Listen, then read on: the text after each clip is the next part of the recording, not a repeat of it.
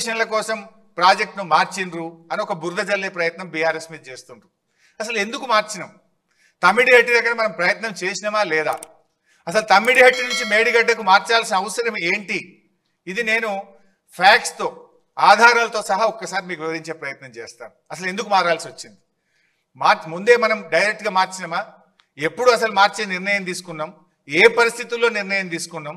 ఆ నిర్ణయం తీసుకున్నది ఎవరు? ఆ నిర్ణయం ఎందువల్ల తీసుకోవాల్సి వచ్చిందో I will try to explain. First of all, మన గవర్నమెంట్ 2 జూన్ 2014 ఏర్పడ్డది.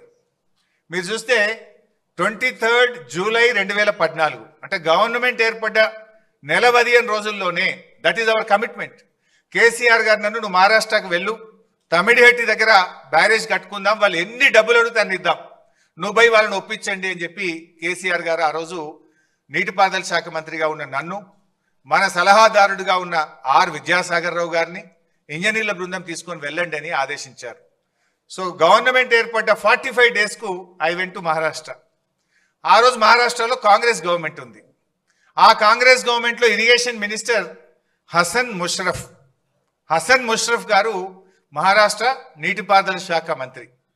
మేము అపాయింట్మెంట్ తీసుకొని ఆయన దగ్గరికి వెళ్ళి కలిసి మాట్లాడి మేము గత ఆంధ్రప్రదేశ్ లాగా మీతో కొట్లాడము, మా ముఖ్యమంత్రి గారు మీకు చెప్పమన్నారు, మీతో కలిసి పనిచేస్తాము, మీకు మా సహకారం అందిస్తాం, మీరు మాకు సహకారం అందించండి, మహారాష్ట్రలో ముంపు గురయ్యే భూమికి మీరు ఏ ధర నిర్ణయిస్తే ఆ ధర, మీరు ఎన్ని పైసలు అడిగితే అన్ని పైసలు ఇస్తాం, మా ఉద్యమమే నీళ్ళ నుంచి పుట్టింది, మా పోరాటమే నీళ్ళ కోసం జరిగింది, మా ప్రాంతంలో రైతుల ఆత్మహత్యలు జరుగుతున్నాయి, మేము తొందరగా ఇది కట్టుకోవాలనుకుంటున్నామని వి ప్లీడెడ్ దెమ్ లైక్ ఎనీథింగ్, బతిలాడినాం అన్ని రకాలుగా. ఆయన మాట్లాడుతూ ఒక విషయం చెప్పారు. ఆయన మాట్లాడుతూ, చూడు భాయ్ సాబ్, ఇంకొక 6 నెలల్లో మాకు ఎలక్షన్ ఉంది మహారాష్ట్రలో, అప్పుడు అసెంబ్లీ ఎలక్షన్స్ ఇంకా 6 నెలలు ఉంది, అయినా మేము ఎట్లా ఒప్పుకుంటాము? 8 సంవత్సరాల నుంచి కూడా మేము స్పష్టంగా మీకు చెప్తూ వచ్చినాం, 152 మీటర్ల ఎత్తులో మేము తమ్మిడిహట్టి దగ్గర బ్యారేజ్ కట్టడానికి ఒప్పుకోము అని చాలాసార్లు మేము మీ ప్రభుత్వానికి చెప్పినాము. చెప్పడమే కాదు, మా ముఖ్యమంత్రి గారు మీ ముఖ్యమంత్రి గారికి లేఖ రాసిండ్రు అని ఆ లేఖ కాపీ ఇచ్చిండు నా చేతికి. ఏం రాసిండ్రు ఆ లేఖల మీరే చూడొచ్చు. చాలా స్పష్టంగా అందులో ఆనాడు మహారాష్ట్ర ముఖ్యమంత్రిగా ఉన్నటువంటి పృథ్వీరాజ్ చౌహాన్ గారు మన ముఖ్యమంత్రి కిరణ్ కుమార్ రెడ్డి గారికి లేఖ రాయడం జరిగింది. ఆ లేఖలో ఆయన చాలా స్పష్టంగా ఏం చెప్పిండంటే, it is also requested that Andhra Pradesh government should not proceed with unilaterally decided layouts and control levels. It may lead to unfruitful expenditure. మీరు సొంతగా మీరే 152 మీటర్ల ఎత్తని మీరే నిర్ణయించుకొని మీరే పనులు ప్రారంభించి మీరు ముందుకు పోతా ఉన్నారు. మీరు అట్లా చేస్తే మీరు పెట్టే ఖర్చంతా కూడా వృధా అవుతుంది, జాగ్రత్త అని చెప్పి మా ముఖ్యమంత్రి గారు మీ ఆనాటి ముఖ్యమంత్రికి లేఖ రాసిండ్రు. ఈ లెటర్ చదువుకోండి అని నా చేతిలో పెట్టిండు. అరే భాయ్ సాబ్, మరి ఎట్లా పనులు అయిపోయినాయి, ఆల్రెడీ ప్రాజెక్ట్ స్టార్ట్ అయింది, మరి మాకు ఇబ్బంది అవుతుంది అని మేము చాలా రకాలుగా రిక్వెస్ట్ చేసినాం. రిక్వెస్ట్ చేస్తే ఆయన ఒక మాట అన్నాడు ఆ రోజు, ఇక 6 నెలలు అయితే ఎలక్షన్ ఉంది భాయ్ సాబ్, 7 ఏళ్ళు ఒప్పుకునే వాళ్ళం ఇప్పుడు ఒప్పుకుంటాం ఎలక్షన్లు కూడా, మా దగ్గర ఆల్రెడీ పెద్ద ఉద్యమాలు అవుతున్నాయి మహారాష్ట్రలో, మహారాష్ట్ర మునిగిపోయి తెలంగాణకు నీళ్ళు ఇస్తారని చెప్పి ఉద్యమాలు అవుతున్నాయి, మేము ఇప్పుడు ఒప్పుకునే పరిస్థితి లేదు, ఏదైనా ఉంటే ఎలక్షన్ అయినాక రాండి, మేము మళ్ళీ గెలిస్తే అప్పుడు మాట్లాడుకుందాం, కానీ ఇప్పుడు ఇక మాట్లాడేది లేదు పోరని ఇలా కొట్టాడు. సరే అట్లెందుకు భాయ్ సాబ్, ఇంజనీర్లు అయితే మాట్లాడతారు, ప్రయత్నం చేయండి అంటే ఓకే డిపార్ట్మెంట్స్ మాట్లాడుకోండి, కానీ ఫైనల్ డెసిషన్ మాత్రం ఆఫ్టర్ ఎలక్షన్స్ అన్నాడు. సరే తదనంతరం 16 జూలై ఆగస్టులో ఒక మీటింగ్ అయింది, 4th ఫిబ్రవరి ఇంకొక మీటింగు, ఇంజనీర్స్ లెవెల్లో సెక్రటరీస్ లెవెల్లో మీటింగ్స్ జరిగినాయి. 16/8/2014 నాడు ఆర్ విద్యాసాగర్ రావు గారి నేతృత్వంలో మళ్ళొక్కసారి కూడా మీటింగ్ అయి 152 మీటర్ల ఎత్తులో మేము కట్టుకుంటాము, మీరు ఎంత డబ్బు అడిగినా ఇస్తామని చెప్పి విద్యాసాగర్ రావు గారు కూడా ఇంకొక మీటింగ్లో కూడా చెప్పారు. ఇన్ని మీటింగ్స్ జరిగినాయి. నెక్స్ట్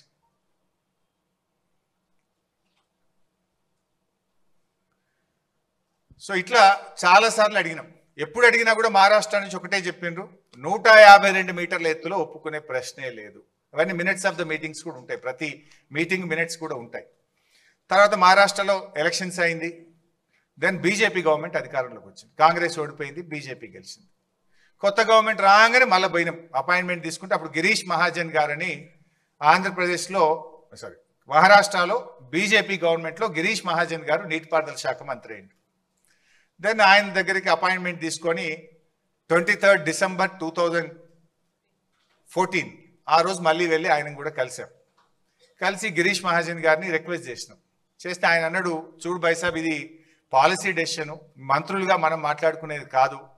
ఆల్రెడీ మా బీజేపీ పెద్ద ఎత్తున ఈ ప్రాజెక్టు వ్యతిరేకంగా మేము పోరాటాలు చేసినాం, ఉద్యమాలు చేసినాం, అరెస్ట్లు అయినాం. ఇది మన లెవెల్లో అయ్యేది కాదు. బెటర్ ఒకసారి ముఖ్యమంత్రుల లెవెల్లో మాట్లాడితే ఏదైనా పరిష్కారం జరుగుతుందని ఆయన సూచన ఇచ్చింది. దెన్ నేను వచ్చి మన ముఖ్యమంత్రి కేసీఆర్ గారికి విషయం అంతా బ్రీఫ్ చేసినాం. నెక్స్ట్ బ్రీఫ్ చేస్తే కేసీఆర్ గారు స్వయంగా ఆ రోజు మహారాష్ట్రకు వచ్చింది. ఆ డేట్ చూస్తే మీకు గుర్తొస్తుంది, 17 ఫిబ్రవరి 2015. ఆ రోజు కేసీఆర్ గారు బర్త్డే. తన బర్త్డే కూడా పట్టించుకోకుండా, ముఖ్యమంత్రి అయిన తర్వాత జరిగిన ఫస్ట్ బర్త్డే, తన బర్త్డేను కూడా పట్టించుకోకుండా నిజమైన జన్మదినం మహారాష్ట్రను ఒప్పిస్తే నా నిజమైన జన్మదినం అనుకొని బర్త్డే రోజు మహారాష్ట్రకు వచ్చిండు.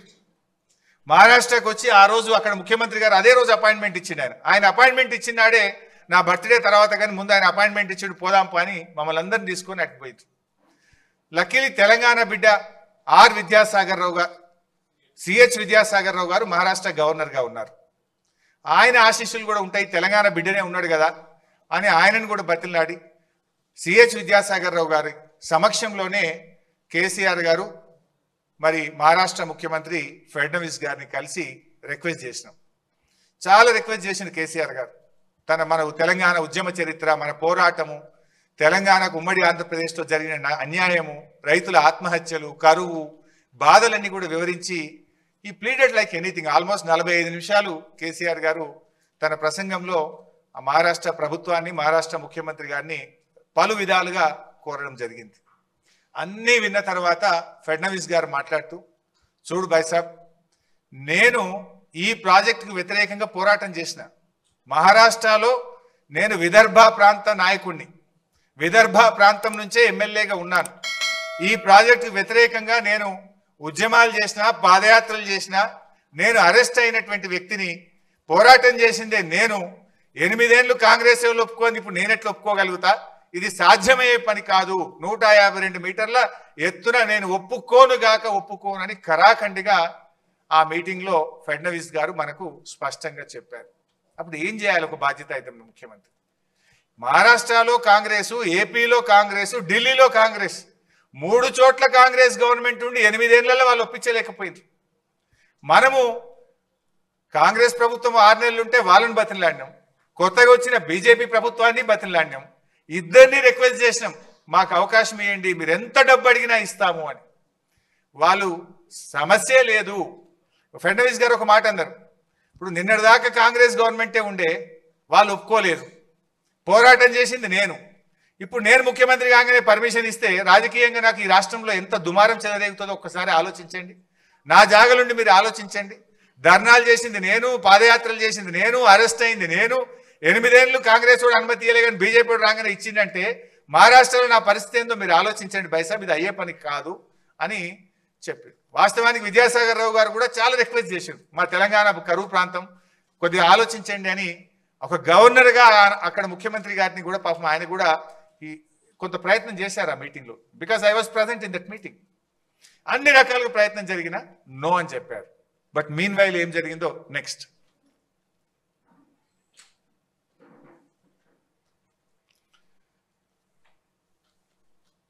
సో ఈ స్లైడ్ మార్చి నేను నెక్స్ట్ చెప్తా ఇంకోటి. రైట్, ఇది మీన్ వైల్ ఏమైంది? 17 ఫిబ్రవరి మీటింగ్ అయింది కేసీఆర్ గారిది.